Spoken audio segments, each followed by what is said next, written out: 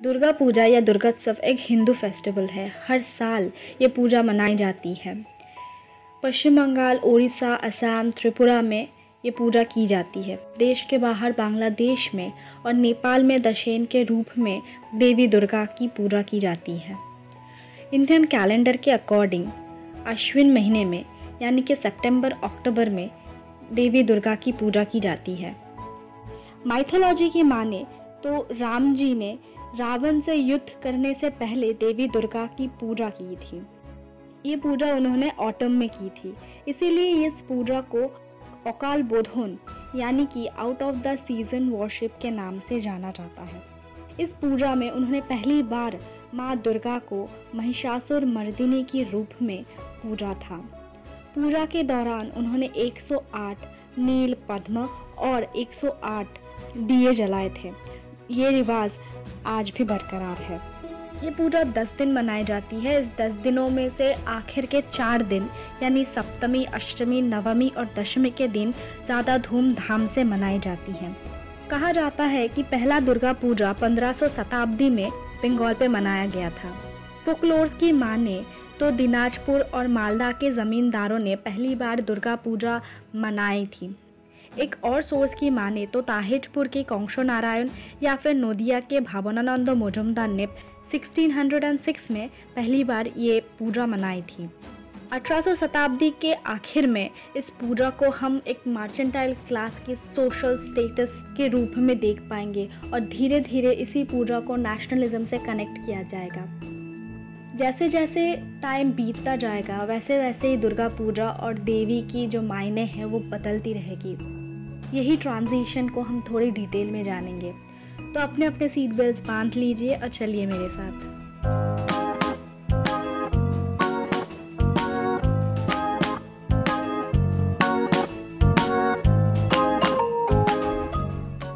Seventeenth 18th century में बंगाल के जो नवाब थे उन्होंने मुगलों से अपना रिश्ता तोड़ दिया था और इसी दौरान बंगाल सूबा में बहुत छोटे छोटे हिंदू राजाओं का जन्म हुआ था। उनके एरिया में उनका बहुत ज़्यादा दबदबा था। उनकी पॉलिटिकल अथॉरिटी, फाइनेंशियल कंडीशन बहुत ज़्यादा थी और उनके टेरिटरी में रहने वाले जो प्रजा थे उनके ऊपर वो बहुत ज़्यादा कंट्रोल रखते थे। धीरे धीरे इंडियन पॉलिटिकल सिनेरियो चेंज होती रही और इसी चेंजिंग पॉलिटिकल सिनेरियो में ब्रिटिश ईस्ट इंडिया कंपनी के आगमन हुआ और यही हिंदू राजाएं अपनी political authority, financial stability, administrative control को बनाए रखने के लिए दुर्गा पूजा को एक हथियार के तौर पे इस्तेमाल करने लगे। जैसे कि मैंने कहा कि इंडियन पॉलिटिकल सिनेरियो में ईस्ट इंडिया कंपनी की आगमन हुई थी और उनके साथ साथ एक नए शहर का जन्म हुआ था, कैलकाटा शहर का। और इसी कैलकाटा शहर के साथ साथ जन्म हुआ था एक मर्केंटाइल क्लास का जो शहर में रहते थे। ये लोग ब्रिटिश जो मर्चेंट्स थे उनके साथ काम करते थे। अपनी दबदबा और अपनी सोशल स्टेटस बरकरार रखने के लिए वो दुर्गा पूजा करते थे और एक दूसरे के साथ दुर्गा पूजा के टाइम एक कंपटीशन लगी रहती थी। अपने देश के नागरिक नहीं, ईस्ट इंडिया कंपनी नहीं, बल्कि जितने भी यूरोपियन देश में थे सबके ऊपर अपना प्रभाव रखने के लिए वो ये दुर्गा पूजा करते थे। एग्जाम्पल के तौर पे हम टैगोर या फिर गांधीमुनि फैमिली को ही ले सकते हैं। उनके घर के जो प्रतिमा थी वो उस प्रतिमा को गोल्ड की ज्वेलरी से, इम्पोर्टेड जेवरात होते थे, उनसे सजाते थे। अगर हम शोभा बाज़ार के तरफ देखें तो वहाँ पे रहने वाले जो नवकृष्ण देव थे उनके घर में वो आधे महीने तक दुर्गा पूजा मनाते थे और इस टाइम पे वो मुर्शिदाबाद और लखनऊ से नर्तकियाँ हायर करके लाते थे। हाई लेवल ब्रिटिश ऑफिशियल्स भी रेगुलरली दुर्गा पूजा में शामिल होते थे। गजब की बात तो तब हो गई जब 1765 में ईस्ट इंडिया कंपनी ने खुद एक थैंक्स गिविंग पूजा के तौर पे दुर्गा पूजा किया था। इसमें कोई दो राह नहीं है कि ईस्ट इंडिया कंपनी ने अपने बंगाल प्रेसिडेंसी के जो हिंदू सब्जेक्ट्स थे उनके ऊपर अपनी प्रभाव बनाने के लिए, उनको खुश करने के लिए ये पूजा ऑर्गेनाइज किया था।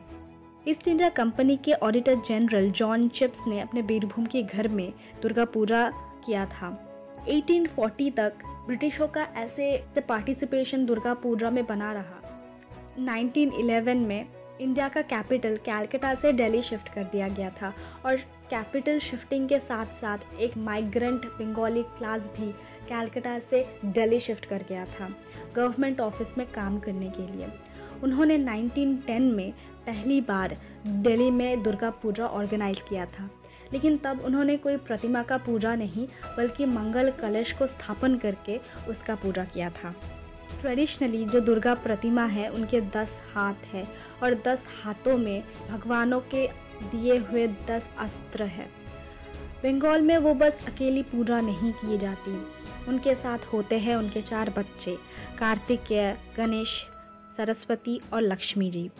ट्रेडिशनली दुर्गा प्रतिमा और उनके 4 बच्चों को मिट्टी से बनाए जाते हैं और वो सब एक साथ एक ही स्ट्रक्चर के अंडर होते हैं। इस स्ट्रक्चर को एक्चुअला यानी कि वन कवर कहते हैं। इनको जो साज सजाई जाती है वो 2 तरह की होती है। एक तो होता है शोला साज और दूसरा होता है डाकेर साज। ट्रेडिशनली उनको शोला ईख से बनी हुई ज्वेलरी से सजाया जाता है, लेकिन जैसे जैसे उनका साज सफ़ेद होता जाता है वहाँ पे बीटन सिल्वर यानी कि रांगते की जो इस्तेमाल है वो बढ़ता जाता है। पहले के ज़माने में चांदी की ज्वेलरीज यूज़ की जाती थी और ये सिल्वर आते थे जर्मनी से ये सिल्वर पोस्ट के द्वारा यानी डाक के द्वारा आते थे, इसीलिए इस साज को डाकेर साज कहा जाता है। आज के दिन में जो पंडाल बनते हैं वो बैम्बू स्ट्रक्चर से बनी जाती है और वो बहुत इनोवेटिव, आर्टिस्टिक और डेकोरेटिव भी होते हैं।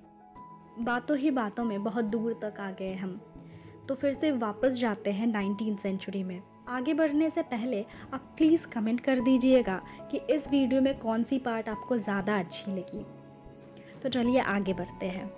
19th सेंचुरी के आखिर में और 20th सेंचुरी के शुरुआत में हम देख पाएंगे दुर्गा पूजा का जो मायने है वो धीरे धीरे बदलता है।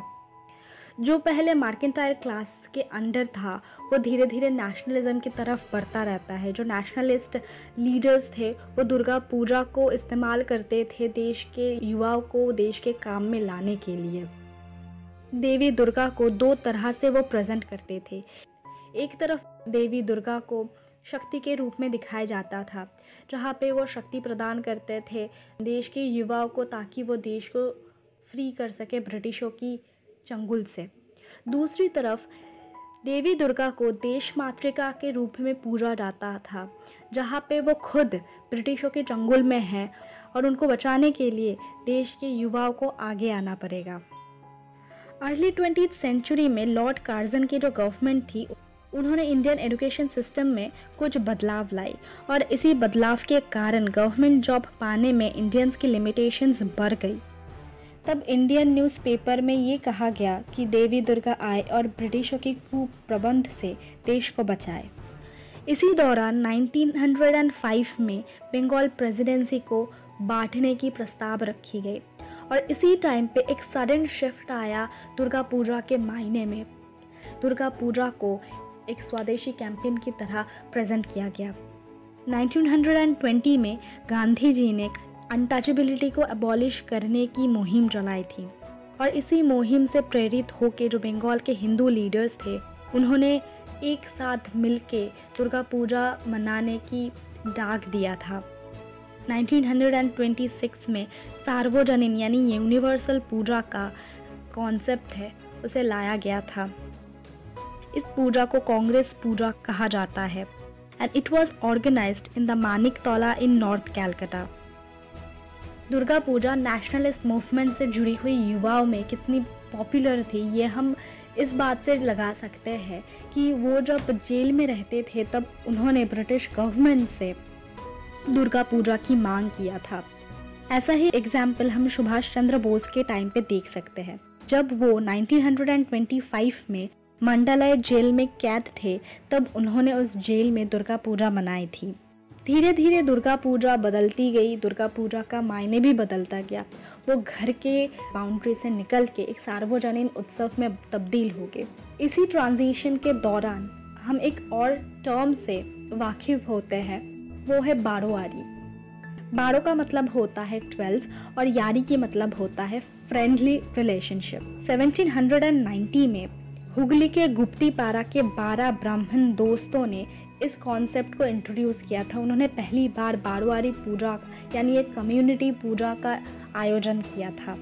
आज के दौर में बारोवारी पूजा को सार्वजनिक उत्सव इस टर्म से रिप्लेस कर दिया गया है। 17th सेंचुरी से 21st सेंचुरी तक बहुत कुछ बदला है। बदला तो नहीं, बस एक ही चीज़, सबका साथ। पहले भी सब मिलके दुर्गा पूजा मनाते थे और आज भी सब मिलके दुर्गा पूजा मनाते हैं। अगर आपको मेरी वीडियो अच्छी लगी है तो लाइक कर देना, बहुत अच्छी लगी तो शेयर भी कर देना और सब्सक्राइब किए बिना मत जाना प्लीज़।